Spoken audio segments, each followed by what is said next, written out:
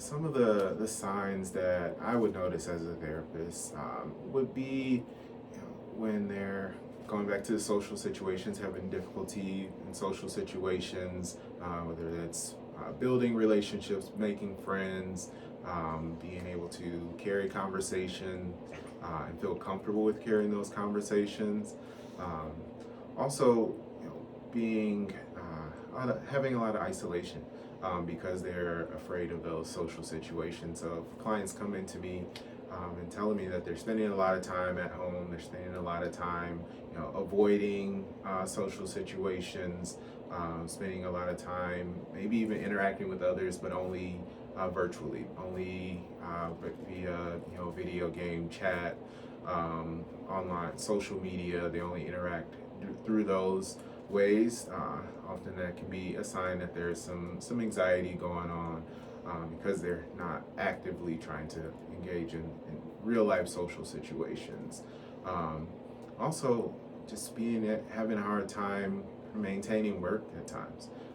There's high anxiety, whether it's due to perfectionism, trying to make sure they're doing a perfect job, and kind of beating themselves up if they're not getting to that point, they're not performing at the level they think they should be.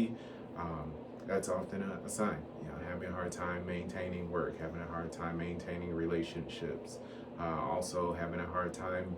Uh, Believing that they can, take further steps, whether it's further steps in education, further steps in their career, further steps in relationships, because of possibly past relationship issues.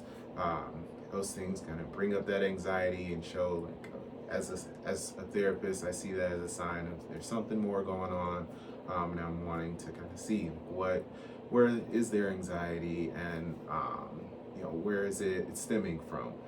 It's one of those things that, as I get to know clients a little bit more, it gives me the opportunity to understand how that anxiety is impacting them. So when I get those different signs, I notice, like, okay, this is impacting their work life, this is impacting their school life, this is impacting their romantic relationships or family relationships.